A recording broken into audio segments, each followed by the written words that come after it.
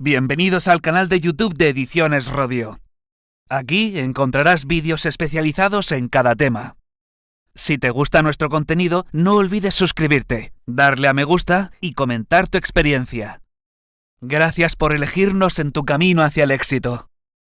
Recuerda que nuestros temarios también están disponibles en formato digital y papel. Para cualquier duda puedes escribirnos a info@edicionesrodio.com. Administrativos de corporaciones locales. Volumen 1. Tema 4. Derechos y deberes fundamentales de los españoles. Garantías y suspensión. 1. Introducción. Como hemos visto, las constituciones suelen dividirse en una parte dogmática y otra orgánica, quedando la primera de ellas reservada para la consagración de los valores esenciales y objetivos que con su promulgación se pretenden defender o alcanzar. Entre ellos ocupan un papel clave los derechos fundamentales de los ciudadanos. Nuestra actual Constitución de 1978 también obedece a este esquema. Así, en el título preliminar se recogían los principios generales que informan todo el resto del texto constitucional, y en su título primero se recogen los derechos y deberes fundamentales de los españoles. Como afirma la sentencia del Tribunal Constitucional de 15 de junio de 1981, los derechos fundamentales responden a un sistema de valores y principios de alcance universal que han de informar todo nuestro ordenamiento jurídico. La Constitución española presenta en este título primero una estructura que a primera vista puede parecer ilógica. Título I de los derechos y deberes fundamentales. Art. 10. Capítulo 1. De los españoles y los extranjeros. Arts. 11 a 13. Capítulo 2. Derechos y libertades. Art. 14. Sección primera. Derechos fundamentales. Los artículos 10 y 14 están aislados del resto. Hay un capítulo con un solo artículo. Las dos secciones del capítulo 2 regulan derechos, si bien sus enunciados son distintos y aparte aparecen unos elementos distintos que se llaman principios rectores. Cabe preguntarse el porqué de esta estructura algo peculiar, y en parte podría responderse aludiendo al carácter consensuado de nuestra Constitución, a que hubo que transigir y hacer apartados y diferencias por la multitud de enmiendas suscitadas durante la tramitación de este concreto título. Pero no sería suficiente para explicar su complejidad. Hay otros motivos para establecer estas divisiones y no hacer, sencillamente, una sola lista de derechos unitaria y completa. La respuesta está en el capítulo 4, que lleva por rúbrica de las garantías de las libertades y derechos fundamentales, especialmente en su artículo 53, en el cual se articula el sistema de protección y garantía de los derechos reconocidos en el texto constitucional en 3 niveles. Es decir, la clasificación en distintos capítulos y secciones de unos derechos y otros tiene que ver con la graduación de mayor a menor intensidad de las garantías jurídicas constitucionalmente establecidas para defenderlos, sin las cuales serían papel mojado. Dicho de otro modo, primero se consagran los derechos que merecen mayor defensa y garantía, luego otros derechos igualmente respetables pero para los cuales se establecen medios de defensa menos intensos, y finalmente unos principios rectores importantes pero que no se pueden equiparar a los derechos anteriores en cuanto a su defensa, garantía o exigibilidad. Por tanto, siguiendo la sistemática constitucional, nosotros también adoptaremos la siguiente triple clasificación de los derechos y libertades, estudiando 3 categorías. 1. Los derechos y libertades del artículo 14 y de la sección primera del capítulo 2, de los derechos fundamentales y de las libertades públicas, artículos 15 a 29, añadiendo a ellos, con un régimen singular, la objeción de conciencia del artículo 30. Este primer grupo goza de las máximas garantías mediante protección reforzada o preferente.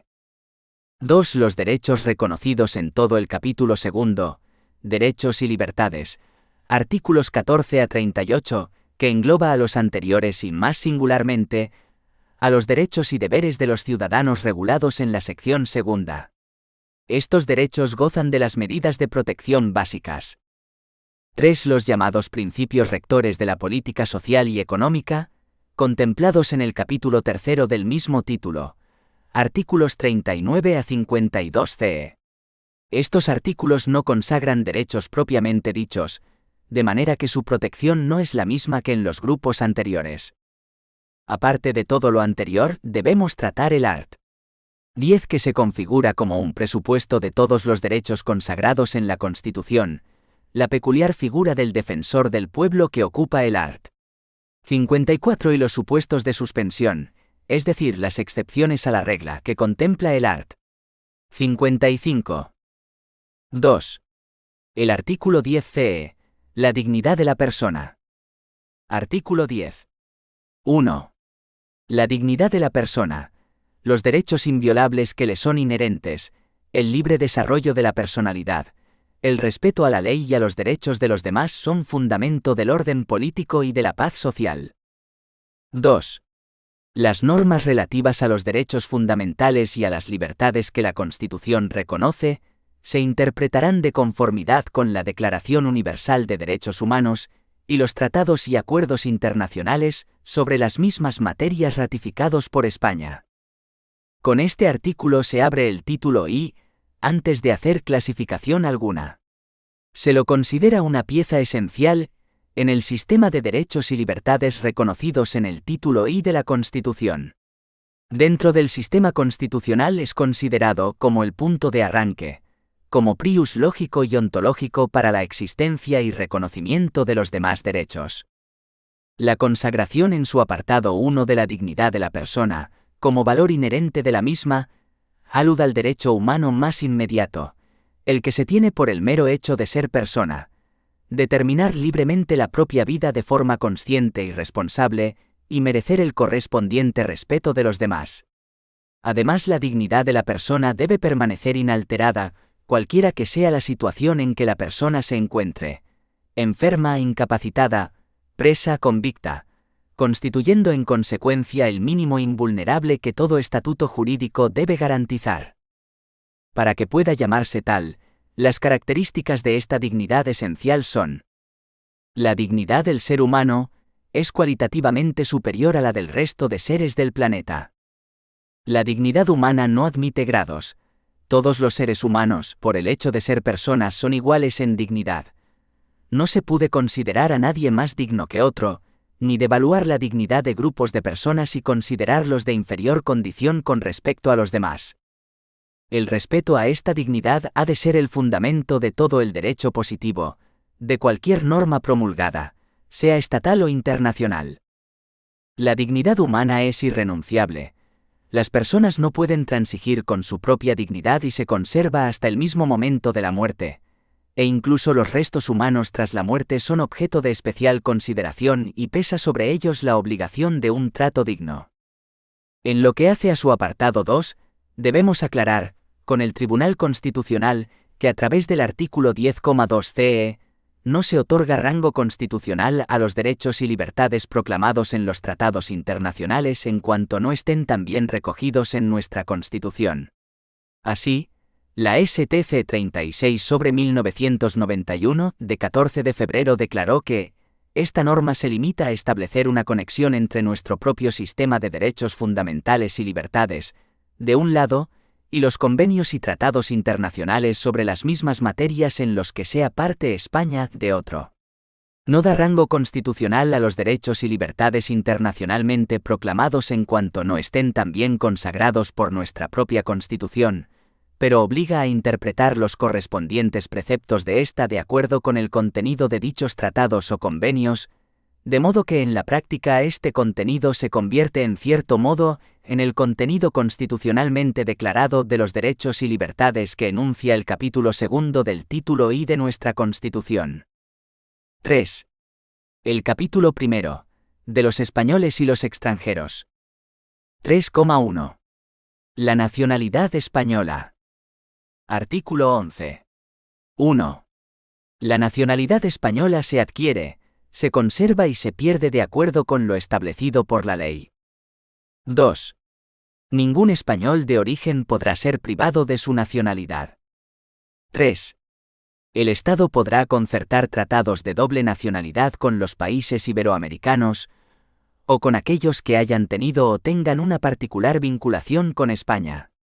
En estos mismos países, aun cuando no reconozcan a sus ciudadanos un derecho recíproco, podrá naturalizarse los españoles sin perder su nacionalidad de origen. La nacionalidad es una cualidad jurídica de la persona que se conecta con la existencia misma del Estado, puesto que define el elemento personal que lo integra, su población. Nacionalidad es el término que designa al vínculo que determina la pertenencia de un individuo a la población de un Estado. Su importancia es extraordinaria para la vida de un Estado, y por eso, todas nuestras constituciones históricas, incluso las que no llegaron a entrar en vigor, se han ocupado siempre de la nacionalidad española. Muchas incluso en su artículo primero. Así las de 1837, 1845, 1869 y 1876. Pero nuestra actual CE presenta características propias. No se define en la Constitución quién tiene la condición de español, sino que ello se remite íntegramente a la ley. Establece la tajante prohibición de privar de nacionalidad española a los españoles de origen, que se añadió durante su tramitación parlamentaria, y aunque ya había aparecido en la Constitución de 1931, de forma mucho más amplia los tratados de doble nacionalidad, referidos al total de países que hayan tenido o tengan una particular vinculación con España, y no solo a los iberoamericanos. Y a todo lo anterior cabe, para terminar este breve comentario, apuntar que la doble nacionalidad se desvincula del principio de reciprocidad, de forma que podrá darse incluso con países que no permitan lo mismo respecto a la nacionalidad española.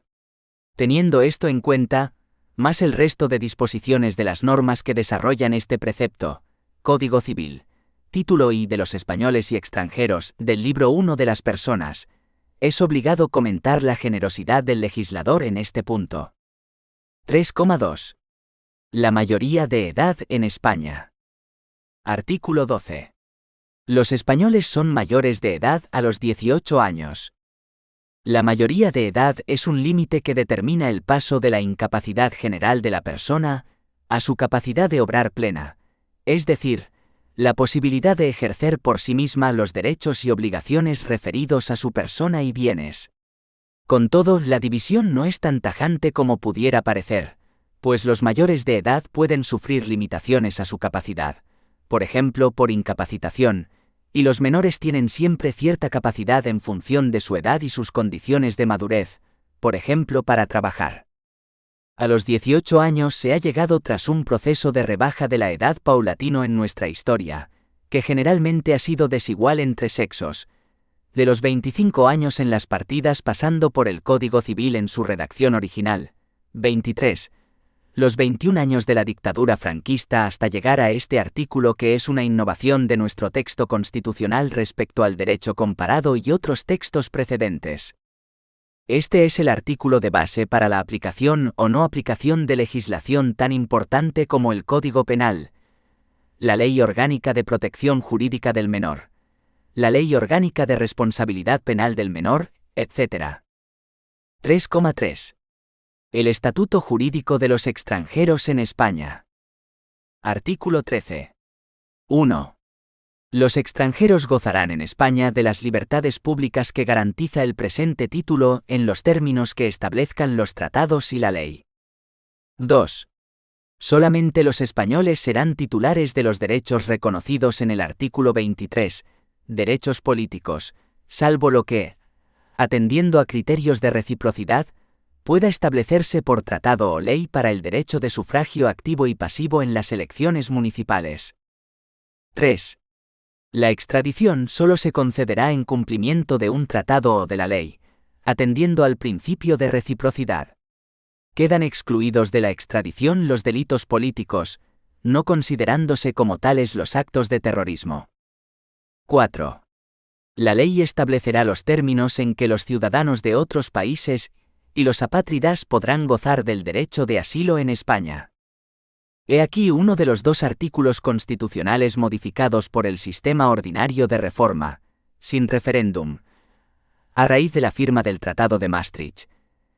El Tribunal Constitucional había confirmado que el reconocimiento a los nacionales de los Estados de la Unión Europea del derecho de sufragio pasivo en las elecciones municipales era contrario al artículo 13,2 de la Constitución, por cuanto éste solo contemplaba la posibilidad de extender a extranjeros la titularidad del derecho de sufragio activo, es decir, podrían votar, pero no ser votados ni presentarse.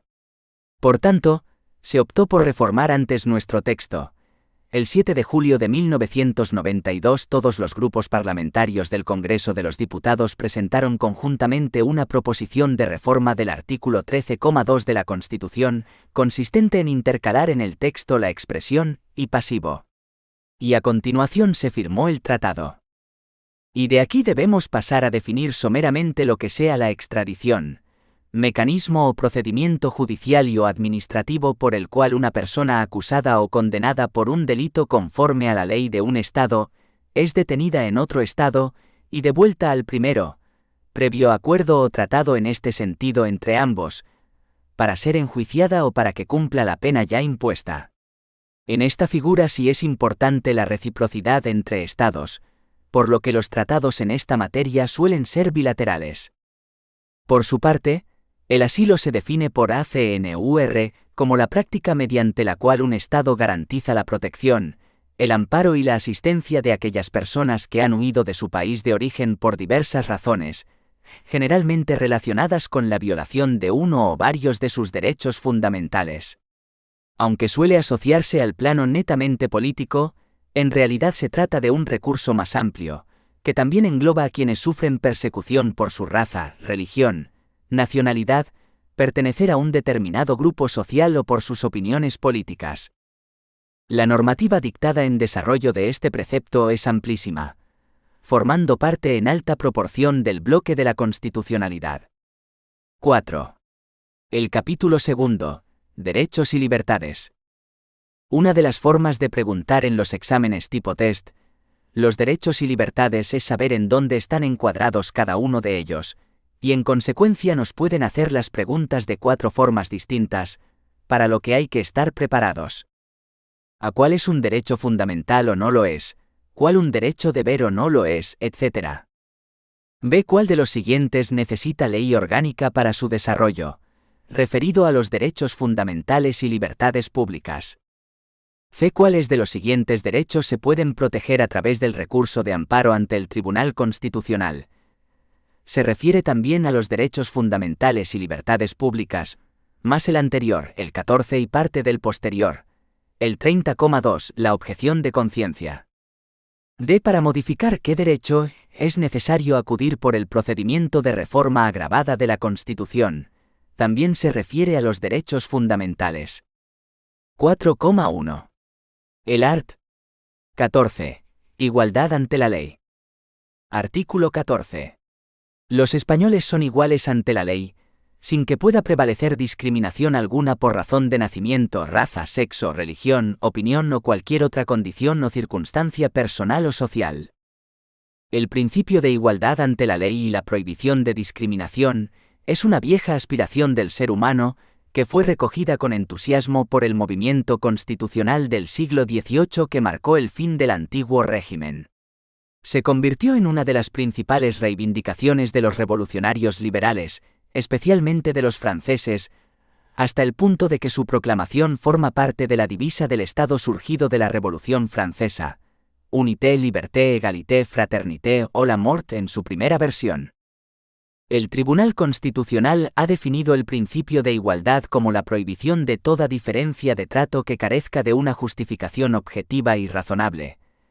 Ha afirmado el carácter vinculante de este principio tanto para el legislador, igualdad en la ley, como para los órganos aplicadores del derecho, igualdad en la aplicación de la ley, y los particulares, igualdad horizontal. Ha matizado la vinculación de los particulares al principio de igualdad al señalar que su libertad de actuación solo está limitada constitucionalmente de forma directa por la prohibición de discriminar por las causas expresamente mencionadas en el artículo 14, por considerarse de orden público, mientras que en lo demás ha de estarse a lo que establezcan las leyes y los jueces, que en todo caso deberán ponderar este trascendente principio con el de autonomía de la voluntad, implícito en la Constitución.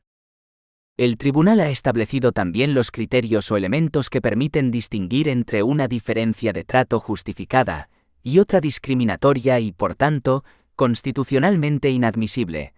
Ha otorgado a las condiciones personales explícitamente enunciadas en el artículo 14, nacimiento, raza, sexo, religión y opinión, el tratamiento de categorías sospechosas de discriminación, de tal modo que todo trato desigual basado en alguna de esas circunstancias debe ser sometido a un escrutinio especialmente riguroso, necesitando un plus de fundamentación de su objetividad y razonabilidad para pasar el test de constitucionalidad. Ha admitido con ciertas cautelas la compatibilidad de las leyes singulares o de caso único con el principio de igualdad y, por último, ha defendido la necesidad de hacer una interpretación dinámica y abierta de la igualdad formal del artículo 14, a fin de hacerla compatible con la igualdad real y efectiva de que habla el artículo 9,2 de la Constitución, lo que le ha llevado, entre otras cosas, a admitir la validez constitucional de las medidas de acción positiva y de discriminación inversa en relación con grupos sociales desfavorecidos, mujer, discapacitados, etc. En cuanto al desarrollo legislativo del artículo 14 de la Constitución, hay que apuntar que el mismo es enteramente singular.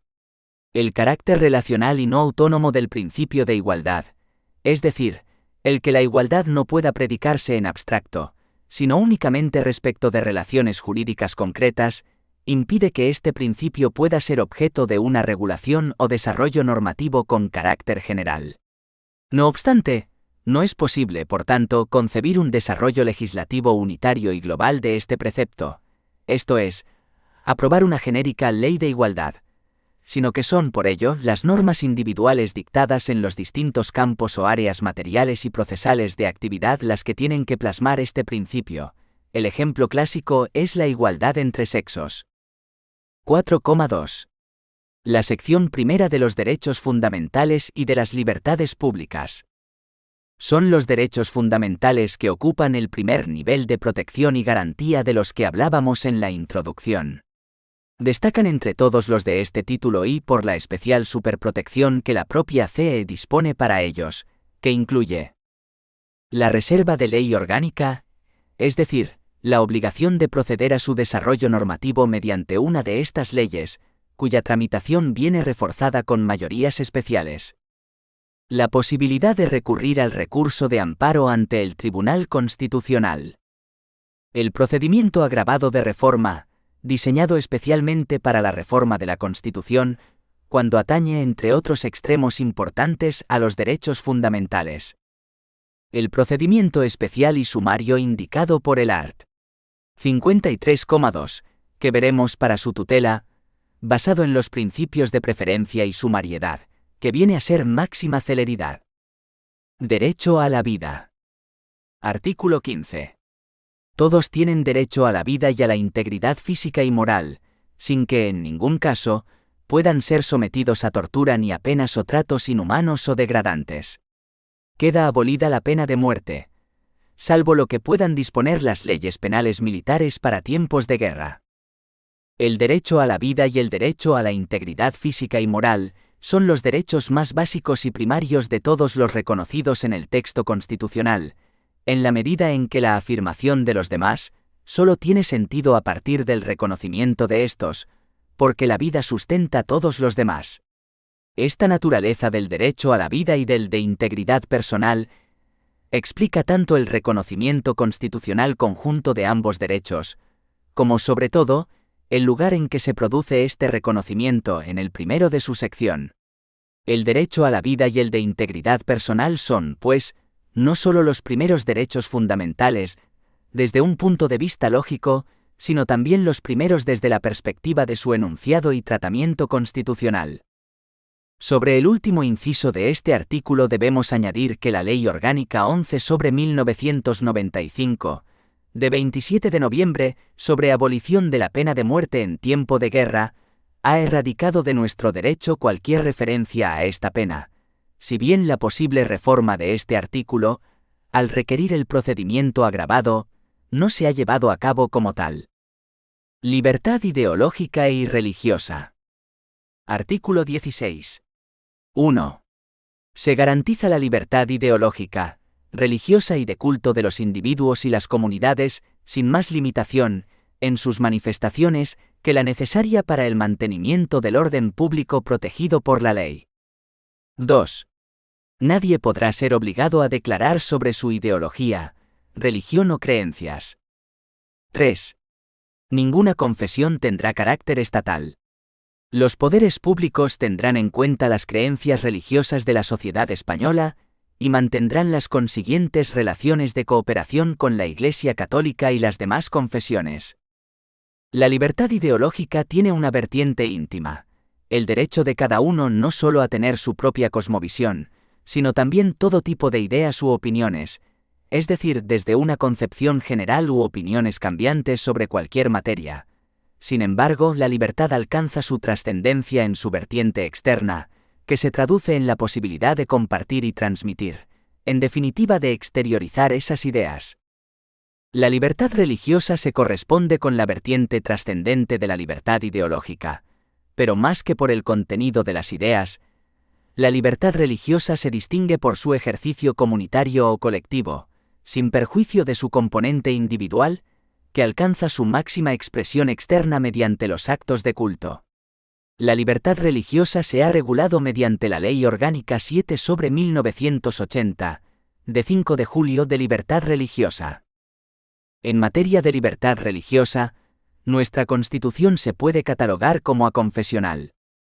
En la Ley Orgánica se destacan tanto, y los aspectos individuales, derecho a profesar cualesquiera creencias religiosas o a no profesar ninguna, a cambiar de religión, a no ser obligado a declarar sobre sus ideas o a no ser obligado a practicar actos de culto, a recibir enseñanza religiosa según las propias convicciones o las de los padres o tutores, o a recibir sepultura digna, como y los colectivos, derecho a celebrar sus propios ritos u otros muchas veces vinculados a otros derechos fundamentales, como sería el derecho a impartir enseñanza religiosa, art.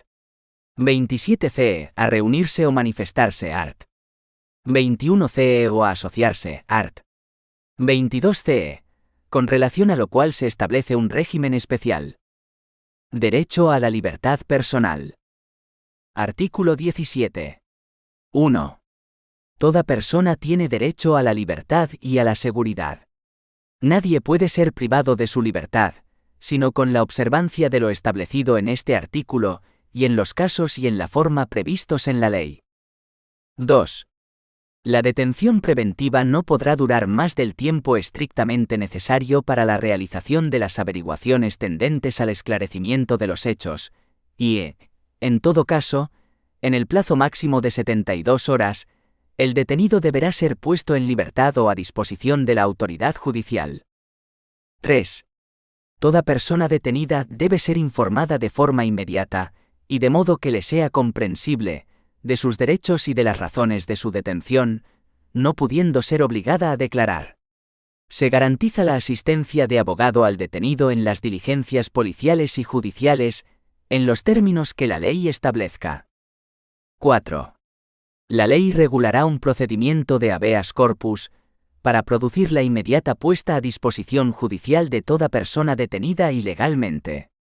Asimismo, por ley se determinará el plazo máximo de duración de la prisión provisional. La libertad personal es, después del derecho a la vida, el primero de los derechos, lo que llevó a que su protección se consignara ya en la Carta Magna inglesa de 1215. La importancia del derecho se refleja en el cuidado con el que el constituyente lo recogió y en su régimen de garantías, contando con una medida extra, propia de este derecho, cuál es el procedimiento de habeas corpus.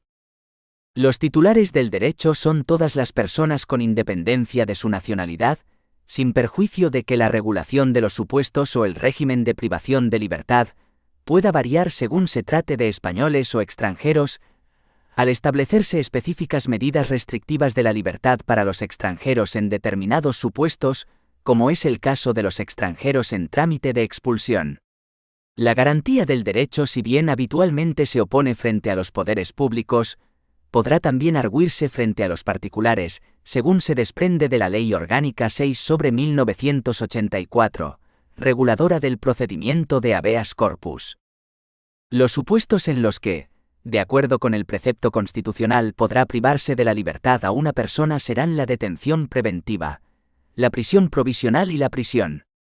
Sin embargo, no acaban ahí las posibilidades de restricción de la libertad, sino que entre las privaciones de libertad de corta duración hay que sumar la denominada retención a efectos de identificación, presente en la Ley Orgánica de Seguridad Ciudadana, o la retención para efectuar la prueba de alcoholemia, y entre las privaciones de libertad de más larga duración, el internamiento en centro psiquiátrico u otro centro asistencial.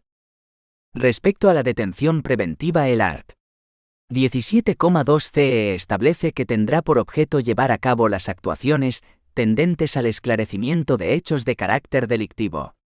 No podrá mantenerse más que el tiempo estrictamente necesario para tal esclarecimiento, imponiéndose en todo caso un plazo máximo de 72 horas para que la persona sea puesta en libertad o a disposición judicial. El propio precepto constitucional se encarga de establecer las garantías del detenido, después desarrolladas legal y jurisprudencialmente. Ha de ser informado de los motivos de su detención, así como de sus derechos de manera comprensible.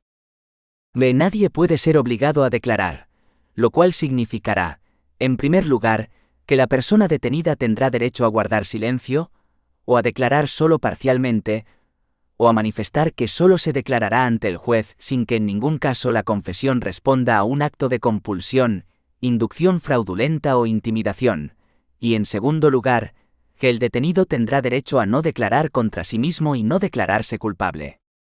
C. Derecho a asistencia letrada, ya sea de su elección o designado de oficio.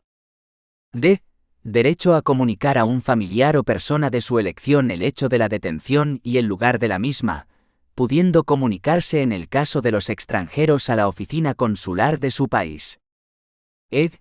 Derecho a ser asistido por un intérprete en caso de no comprender o no hablar el castellano.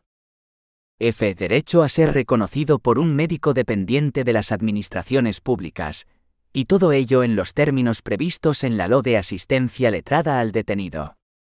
Derecho a la intimidad e inviolabilidad del domicilio. Artículo 18. 1.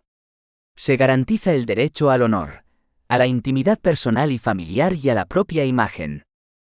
2. El domicilio es inviolable. Ninguna entrada o registro podrá hacerse en él sin consentimiento del titular o resolución judicial, salvo en caso de flagrante delito. 3. Se garantiza el secreto de las comunicaciones y, en especial, de las postales telegráficas y telefónicas, salvo resolución judicial. 4. La ley limitará el uso de la informática para garantizar el honor y la intimidad personal y familiar de los ciudadanos y el pleno ejercicio de sus derechos. El primer párrafo del precepto que comentamos cuenta ya con un contenido complejo, pues en él se protegen en primer lugar el derecho al honor, en segundo lugar el derecho a la intimidad, tanto personal como familiar, y en tercer lugar el derecho a la propia imagen, derechos como veremos con rasgos comunes, pero claramente diferenciados y diferenciables. El derecho al honor es el que ha gozado de protección por parte de nuestro ordenamiento de manera tradicional, al configurar uno de los derechos clásicos de la personalidad y ha sido objeto de una larga interpretación jurisprudencial, fruto de la cual se distinguen un aspecto inmanente y otro trascendente del honor. El primero consiste en la estima que cada persona tiene de sí misma. El segundo, por su parte, radica en el reconocimiento de los demás de nuestra dignidad. Se vincula así, pues, con la fama, con la opinión social. B. El derecho a la intimidad se vincula a la esfera más reservada de las personas, al ámbito que siempre preservan de las miradas ajenas.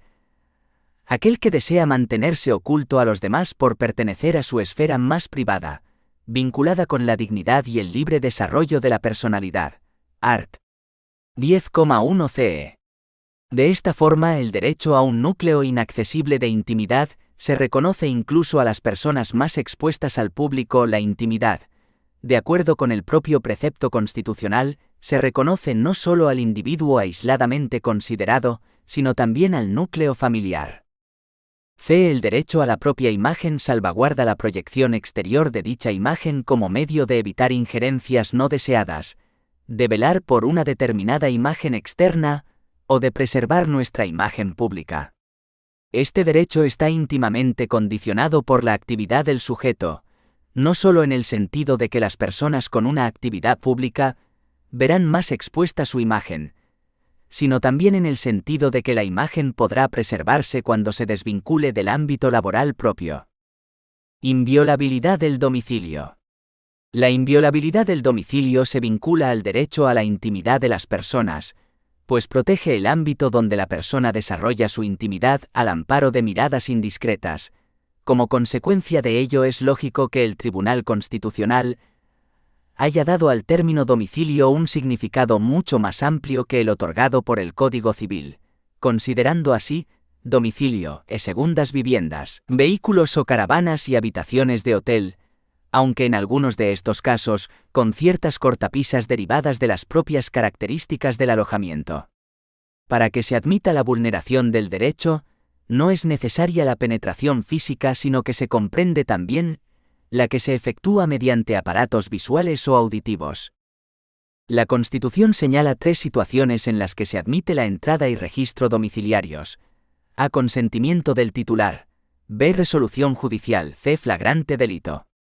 A estas hay que añadir otra, no consignada, pero igualmente admisible, dadas sus características, la situación de urgente necesidad, como la que se produce en casos de catástrofe, ruina inminente u otros similares con la finalidad de evitar daños inminentes y graves para personas o cosas, es decir, en supuestos en los que es necesaria la quiebra de la inviolabilidad domiciliaria para preservar otros bienes protegidos, en particular la vida o integridad de las personas. Libertad de residencia y circulación. Artículo 19. Los españoles tienen derecho a elegir libremente su residencia y a circular por el territorio nacional. Asimismo, tienen derecho a entrar y salir libremente de España en los términos que la ley establezca. Este derecho no podrá ser limitado por motivos políticos o ideológicos. Este precepto reconoce a los españoles la libertad tanto para circular libremente por el territorio nacional, como para fijar el lugar de residencia. Ello significa la posibilidad de trasladarse de un lugar a otro, de una comunidad autónoma a otra o de fijar la residencia en una u otra con independencia del origen, sin ningún tipo de trabas. La libertad alcanza pues todo el territorio nacional. Esta libertad se vincula con lo establecido en el artículo 139,2 de la Constitución, que señala la imposibilidad de poner obstáculos a la libre circulación, lo que no obsta para que cada comunidad autónoma pueda establecer sus propios derechos y deberes, en el marco de sus competencias, siempre que no impidan o dificulten la libertad de circulación o residencia en cualquier parte del territorio. Hay que hacer notar que la libertad de circulación y de residencia en la actualidad no viene impuesta solamente por el ordenamiento interno, sino también por la normativa comunitaria.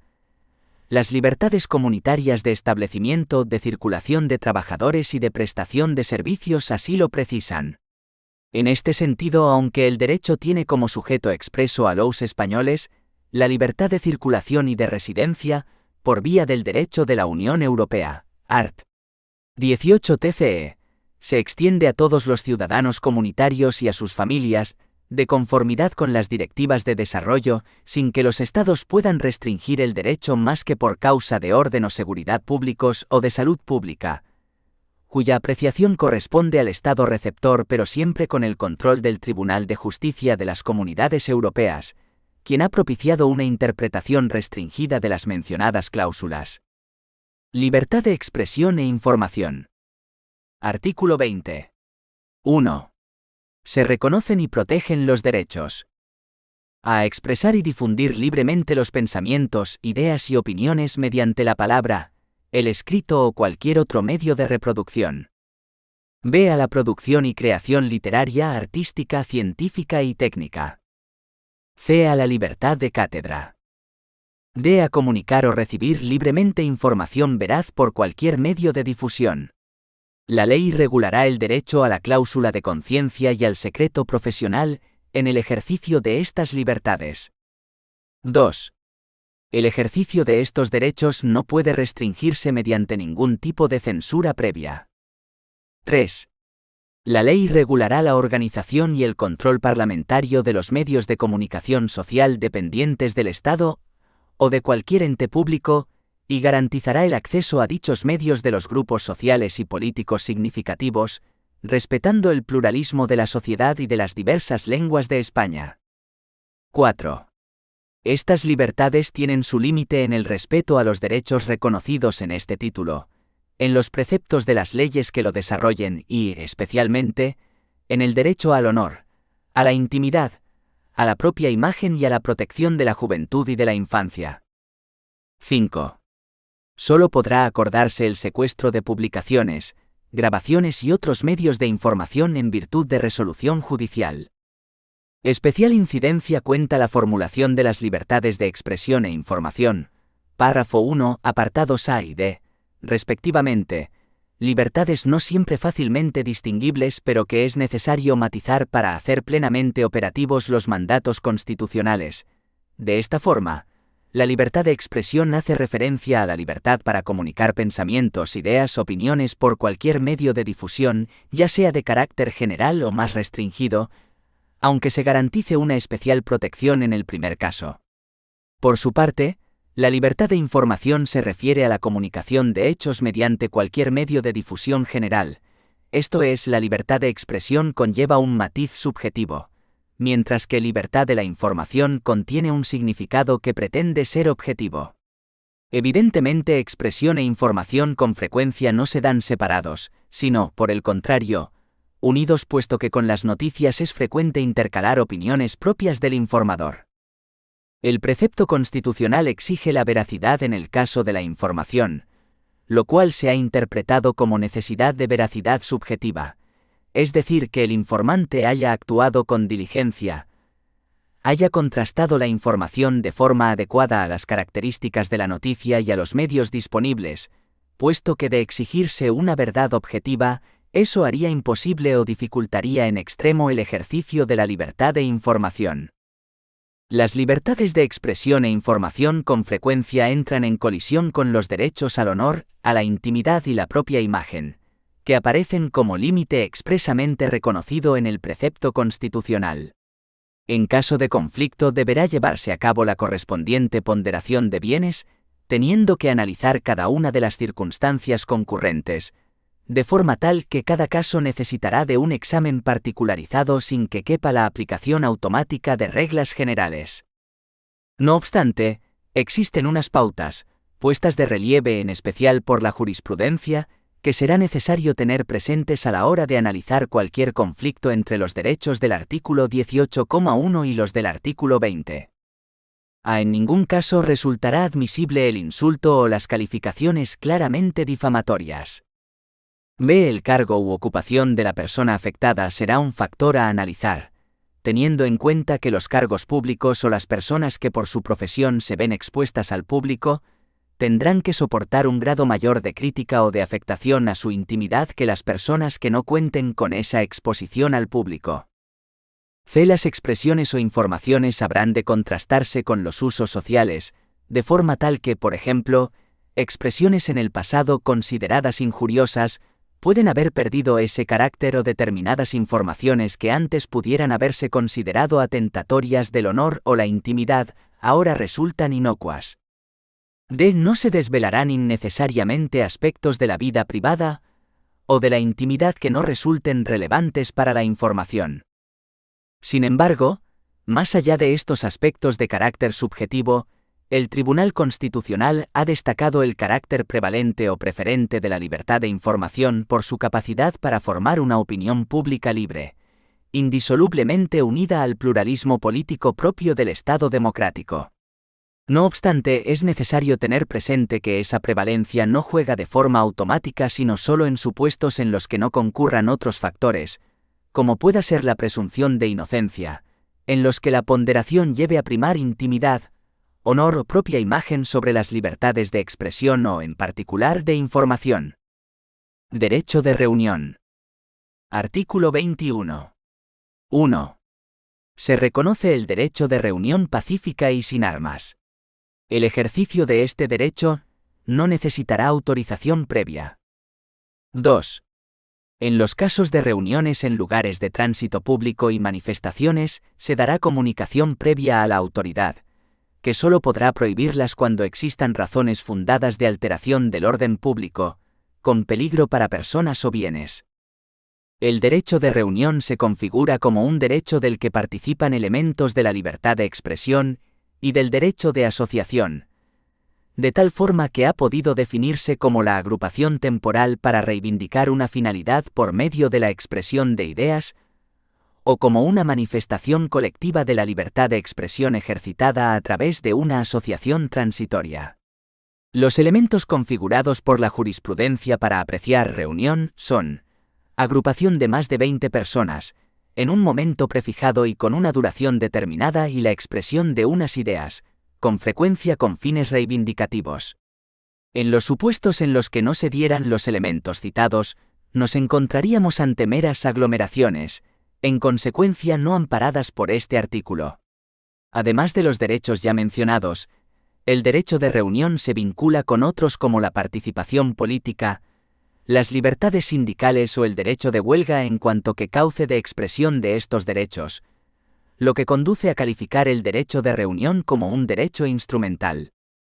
En el artículo 21 hay que distinguir dos apartados, el primero que genéricamente se refiere al derecho de reunión y el segundo que recoge unos supuestos específicos del mismo: las reuniones en lugares de tránsito público. De esta forma, la afirmación general del párrafo primero se reduce a las reuniones que se celebren en lugares cerrados o en lugares abiertos, pero que no sean de tránsito público. El único requisito que se exige con carácter general es que la reunión sea pacífica y sin armas.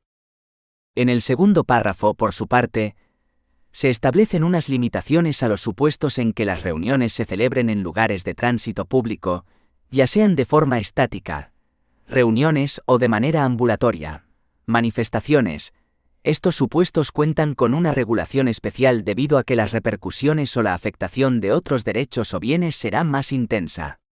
La Constitución exige que en esos supuestos la reunión es comunica a la autoridad competente, que a su vez puede llevar a una prohibición de la manifestación cuando existan fundadas razones para presumir la alteración del orden público, que habrá de ser entendido de forma restrictiva y de acuerdo con lo establecido en el ordenamiento. Pero además se añade copeligro para personas o bienes, con lo cual habría que interpretarlo que el riesgo de otro tipo de desórdenes que no implicaran peligro para personas o bienes no podría conducir a la prohibición de una manifestación. Derecho de asociación. Artículo 22. 1. Se reconoce el derecho de asociación. 2. Las asociaciones que persigan fines o utilicen medios tipificados como delito son ilegales. 3. Las asociaciones constituidas al amparo de este artículo deberán inscribirse en un registro a los solos efectos de publicidad. 4. Las asociaciones solo podrán ser disueltas o suspendidas en sus actividades en virtud de resolución judicial motivada. 5. Se prohíben las asociaciones secretas y las de carácter paramilitar. Nuestra Constitución regula autónomamente las manifestaciones históricamente más polémicas del derecho de asociación, los partidos políticos y los sindicatos, artículo 7, así como las excepciones a la libertad negativa, los colegios profesionales, artículo 36, y las organizaciones profesionales, artículo 52. Respecto de la titularidad del derecho, viene regulado en la Ley Orgánica 1/2002. El artículo 3 detalla quiénes pueden asociarse: las personas físicas con capacidad de obrar y no sometidas a ninguna condición legal para el ejercicio del derecho; los menores no emancipados de más de 14 años con el consentimiento documentalmente acreditado de sus padres; las personas jurídicas por acuerdo expreso de su órgano competente; y también las personas jurídicas públicas entre sí o con particulares, como medida de fomento y en igualdad de condiciones con los privados, para evitar posición de dominio en el funcionamiento de la asociación. En lo que atañe a los militares y jueces, El artículo 3 remite a las normas propias de sus cuerpos que modulan el ejercicio del derecho de asociación.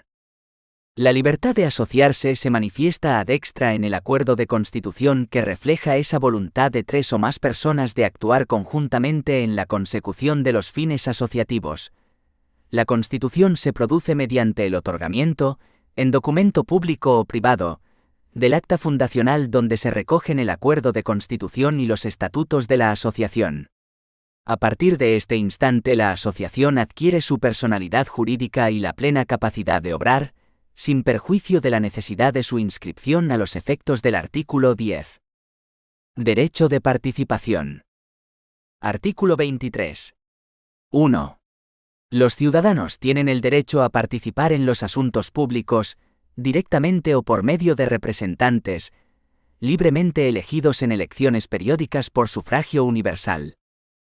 2. Asimismo, tienen derecho a acceder en condiciones de igualdad a las funciones y cargos públicos, con los requisitos que señalen las leyes. El artículo 23 de nuestra Constitución presenta un contenido complejo y en realidad recoge 3 derechos autónomos. Inciso primero. El derecho a la participación política directamente o a través de representantes. Inciso segundo.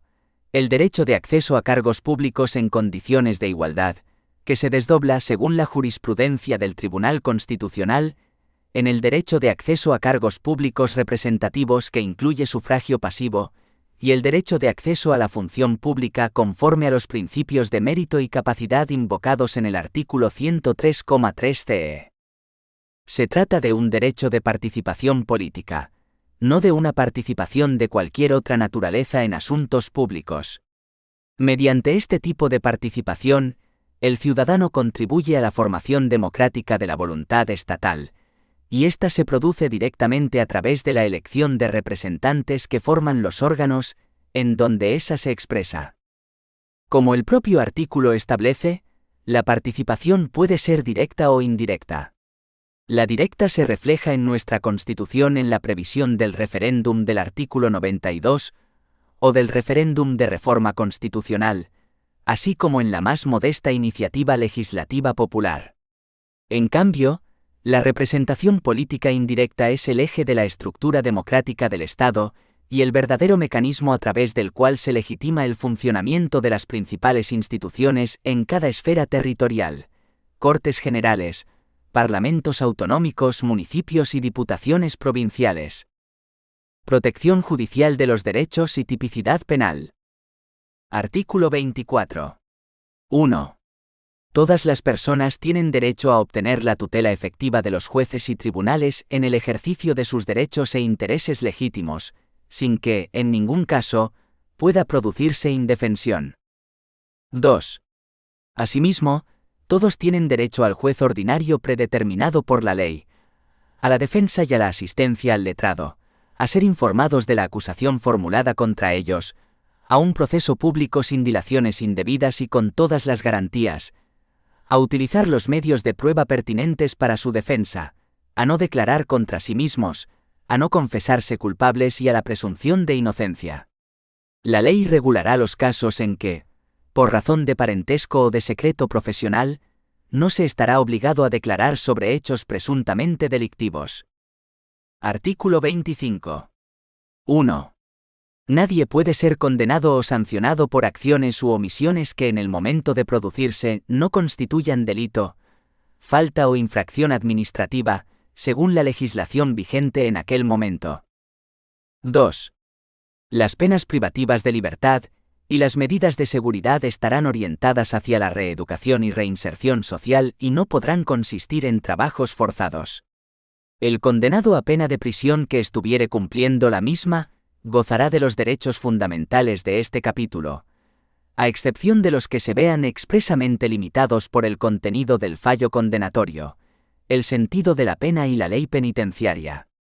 En todo caso, tendrá derecho a un trabajo remunerado y a los beneficios correspondientes de la seguridad social, así como al acceso a la cultura y al desarrollo integral de su personalidad. 3. La Administración civil no podrá imponer sanciones que directa o subsidiariamente impliquen privación de libertad. Artículo 26. Se prohíben los tribunales de honor en el ámbito de la administración civil y de las organizaciones profesionales. Nos encontramos sin lugar a dudas ante los artículos más complejos de la parte dogmática de nuestra Constitución española. No en vano es el derecho que más demandas de recurso de amparo constitucional genera. La titularidad de este derecho es de todas las personas. Esto significa que lo pueden ejercitar tanto españoles, comunitarios, extranjeros, incluso personas jurídicas. En todo caso, su contenido se podría sintetizar en los siguientes elementos: el derecho a la tutela judicial efectiva, a la prohibición de la indefensión, a las garantías constitucionales del proceso penal, a la presunción de inocencia y a la exclusión del deber de testificar.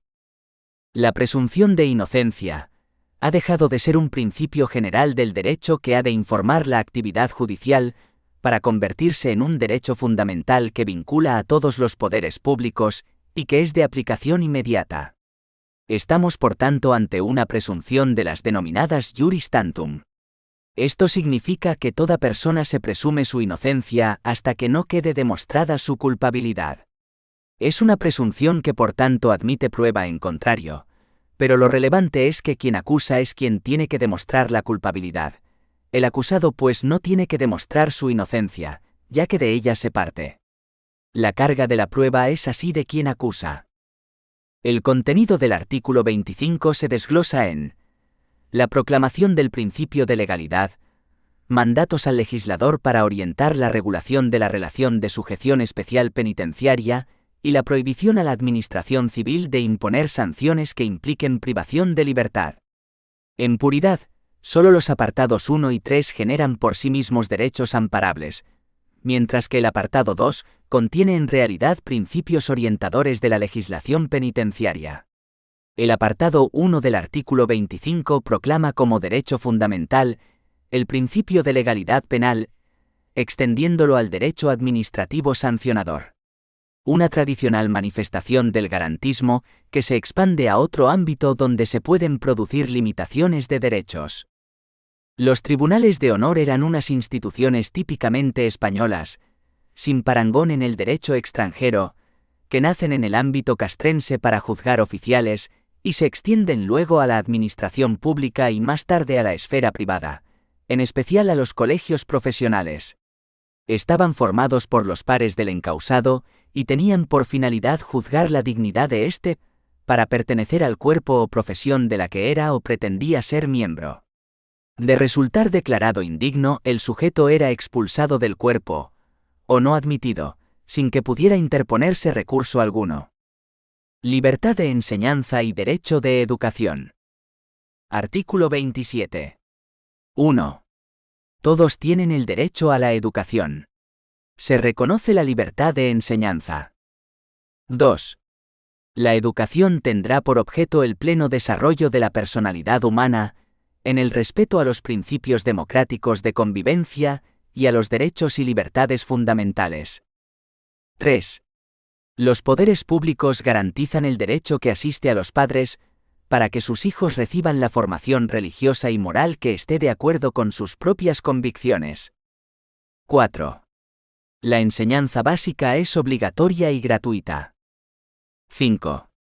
Los poderes públicos garantizan el derecho de todos a la educación.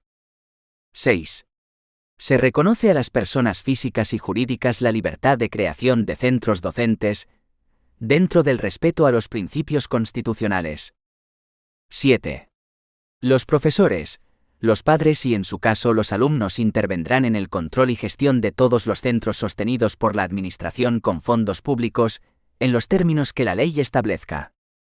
8. Los poderes públicos inspeccionarán y homologarán el sistema educativo para garantizar el cumplimiento de las leyes. 9. Los poderes públicos ayudarán a los centros docentes que reúnan los requisitos que la ley establezca. 10. Se reconoce la autonomía de las universidades en los términos que la ley establezca. Parece evidente que dos son los derechos principales que se encuentran en este artículo: el derecho a la educación y la libertad de enseñanza. Este principal y doble reconocimiento tiende, por un lado, a garantizar la educación a todos y, por otro, a preservar el mayor pluralismo educativo posible. El derecho a la educación presenta una innegable naturaleza prestacional, reforzada con la proclamación de la obligatoriedad y gratuidad de la enseñanza básica. Los poderes públicos vienen obligados a facilitar un puesto escolar gratuito en la enseñanza básica, hoy hasta secundaria. La libertad de enseñanza presenta la naturaleza propia de los derechos de libertad y está conectada, como ha recordado el Tribunal Constitucional, con otros derechos reconocidos en los artículos 16, 35 y 38 de la CE. La libertad de enseñanza supone la libertad de creación de centros docentes que también reconoce la Constitución, y esta última entraña la imposición del ideario del fundador. La neutralidad no puede exigirse sino a los centros públicos, puesto que el ideario equivale a tomar partido, al expresar ciertas convicciones ideológicas o religiosas que a través de él se pretenden inculcar al educando. Esta libertad de crear centros con ideario propio tiene el límite expreso en el respeto a los principios constitucionales. Libertad de sindicación y derecho de huelga. Artículo 28. 1. Todos tienen derecho a sindicarse libremente. La ley podrá limitar o exceptuar el ejercicio de este derecho a las fuerzas o institutos armados, o a los demás cuerpos sometidos a disciplina militar, y regulará las peculiaridades de su ejercicio para los funcionarios públicos. La libertad sindical comprende el derecho a fundar sindicatos y a afiliarse al de su elección, así como el derecho de los sindicatos a formar confederaciones y a fundar organizaciones sindicales internacionales o afiliarse a las mismas. Nadie podrá ser obligado a afiliarse a un sindicato. 2. Se reconoce el derecho a la huelga de los trabajadores para la defensa de sus intereses. La ley que regule el ejercicio de este derecho establecerá las garantías precisas para asegurar el mantenimiento de los servicios esenciales de la comunidad. Este precepto recoge los dos derechos de autotutela de los que disponen los trabajadores en el Estado social para defender sus intereses de parte más débil frente a la parte económicamente más fuerte, es decir, los empleadores. Es obvia, por lo demás, su conexión con el artículo 7 CE, que reconoce a los sindicatos centralidad en las relaciones laborales y, en general, en la vida económica y social. El apartado 1 del artículo 28 reconoce la libertad sindical y el apartado 2 el derecho de huelga. Respecto de la primera debe apuntarse que la titularidad del derecho está sometida a ciertas restricciones, pues si bien el texto del precepto constitucional dice todos, hay algunas exclusiones recogidas en este artículo y en algún otro precepto de la Constitución. En efecto, el propio artículo 28,1 autoriza al legislador para que limite o exceptúe del ejercicio del derecho de sindicación a militares y otras personas encuadradas en cuerpos sometidos a disciplina militar, es decir, la Guardia Civil. El legislador ha optado por la limitación más estricta posible, proscribiendo a los militares el ejercicio de este derecho. B. En lo que atañe a los funcionarios públicos, el artículo 28,1, en relación con el artículo 103,3 CE, no autoriza la privación, pero sí ciertas peculiaridades no necesariamente comunes a toda clase de funcionarios.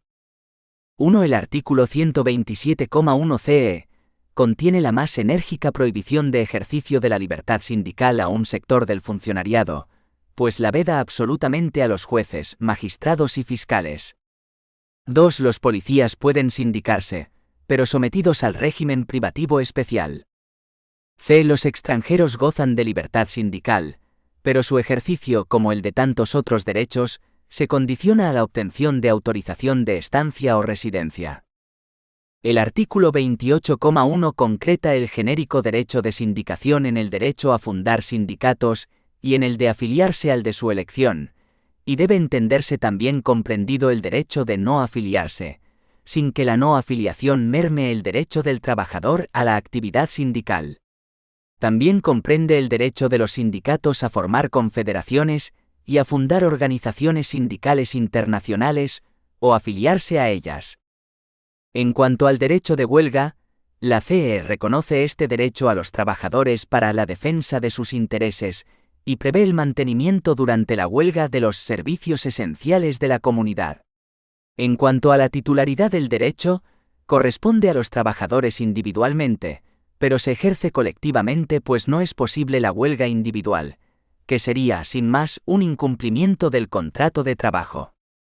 Para el ejercicio del derecho de huelga, y respetando la reserva de ley que se establece, el artículo 3 del Real Decreto Ley 17/1977, nótese que se trata de una norma preconstitucional, ya que no se ha emprendido el debido desarrollo normativo de este precepto en ninguna de las legislaturas que llevamos en democracia. Exige la concurrencia de varios requisitos. Acuerdo expreso de declarar la huelga, adoptado por quien tiene facultad para ello. Trabajadores a través de sus representantes o directamente por los trabajadores. Preaviso al empresario y a la autoridad laboral, comunicando las reivindicaciones de la huelga y formación de un comité de huelga. A este corresponderá garantizar los servicios necesarios para la seguridad de personas y cosas y el mantenimiento de las instalaciones y materias primas para la posterior reanudación de la actividad.